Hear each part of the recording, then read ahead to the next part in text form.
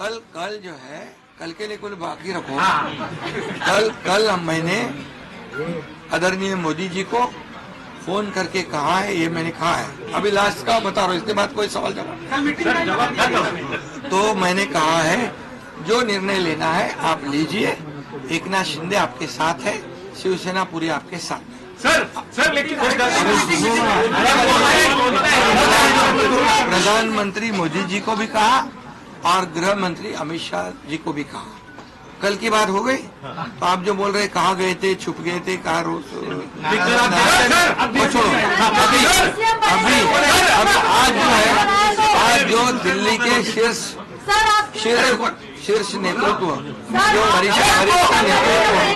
वरिष्ठ नेतृत्व जो है, वो जो निर्णय लेगा उसके लिए शिवसेना का पूरा पाठिंबा है, शिवसेना का समर्थन है। ये आज की बात हो गई, अभी आपके दिल में और कोई शंका कुशंका रखने की आवश्यकता नहीं है।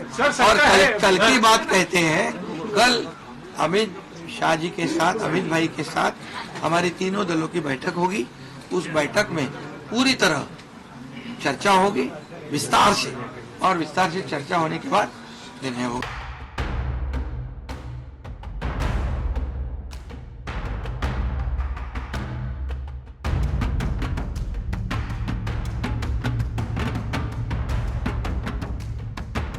कोण होणार मुख्यमंत्री याचा सस्पेन्स आता संपत आलाय।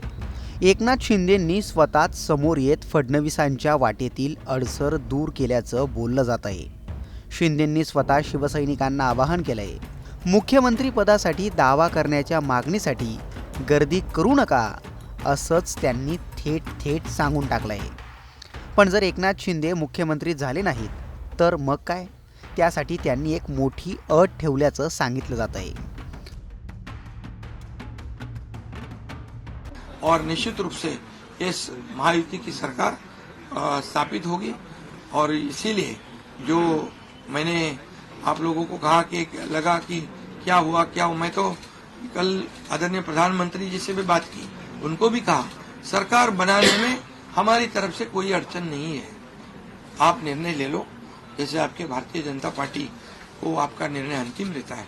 हम भी महायुति के कौन लीडर है, एनडीए के लीडर कौन है, मोदी जी है, अमित भाई है, तो उनको कहा कि मैंने अमित भाई जी को भी फोन किया, मोदी जी को भी फोन किया, सरकार बनाने में हमारी तरफ से कोई भी रुकावट, कोई भी अड़चन, कोई भी कुछ भी किसी भी तरह का अड़ंगा नहीं है। आप बेशक आप निर्णय ले लो, उस निर्णय की तामील हो जाएगी, निर्णय की अमल हो जाएगी। और मैं आज आप सबको कहता हूं कि भारतीय जनता पार्टी के वरिष्ठ नेता जो निर्णय लेंगे मुख्यमंत्री पद के बारे में, जो उनका कैंडिडेट होगा, उसको हमारा शिवसेना का पूरी तरह समर्थन है, पूरी तरह हमारा पाठिंबा उनको है। ये आपको बताने के लिए मैंने आज सबको बुलाया है।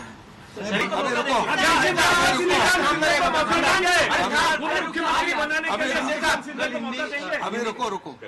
कल जो है, कल के लिए कुछ बाकी रखो। कल मैंने आदरणीय मोदी जी को फोन करके कहा है, ये मैंने कहा है, अभी लास्ट का बता रहा हूँ, इसके बाद कोई सवाल जवाब। तो मैंने कहा है जो निर्णय लेना है आप लीजिए, एकनाथ शिंदे आपके साथ है, शिवसेना पूरी आपके साथ है। सर लेकिन प्रधानमंत्री मोदी जी को भी कहा और गृह मंत्री अमित शाह जी को भी कहा। कल की बात हो गई, तो आप जो बोल रहे कहाँ गए थे, छुप गए थे, कहाँ छोड़ो। अभी अब आज जो है, आज जो दिल्ली के शीर्ष नेतृत्व, जो वरिष्ठ नेतृत्व जो है, वो जो निर्णय लेगा उसके लिए शिवसेना का पूरा पाठिंबा है, शिवसेना का समर्थन है। ये आज की बात हो गई, अभी आपके दिल में और कोई शंका कुशंका रखने की आवश्यकता नहीं है। और कल की बात कहते हैं, कल अमित शाह जी के साथ, अमित भाई के साथ हमारी तीनों दलों की बैठक होगी। उस बैठक में पूरी तरह चर्चा होगी विस्तार से, और विस्तार से चर्चा होने के बाद निर्णय होगा। महायुतीत मुख्यमंत्री पदावरून सुरू असलेली हाय व्होल्टेज चर्चा तुफान रंगते। अशातच मुख्यमंत्रीपद नाही तर मग अतिशय महत्त्वाचं असलेलं गृह खातं हे शिवसेनेला मिळावं अशी मागणी शिंदेंनी केल्याचं सूत्रांनी म्हटलंय. यावरून मंगळवारी रात्री उशिरा शिंदेंच्या नेत्यांनी फडणवीसांशी प्रदीर्घ चर्चा केल्याचंही सांगितलं जात आहे.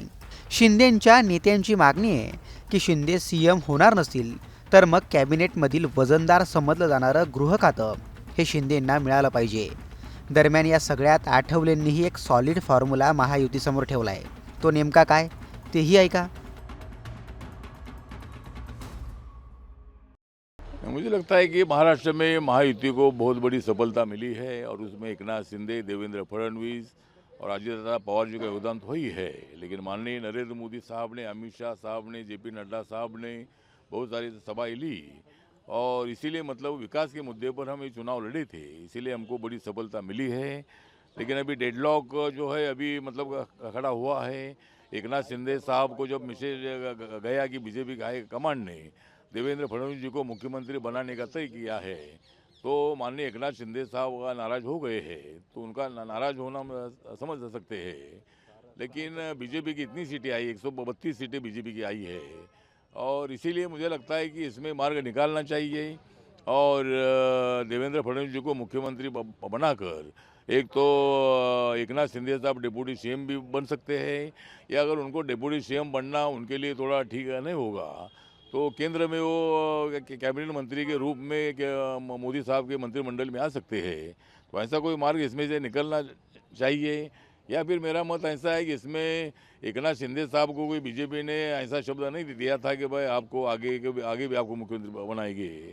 तो इसीलिए मुझे लगता है कि इसमें मार्ग निकालने के लिए तीनों नेताओं ने एक साथ बैठना चाहिए और माननीय नरेंद्र मोदी साहब, अमित शाह साहब इसमें थोड़ा इंटरफेयर करके इसमें से मार्ग निकालने की आवश्यकता है.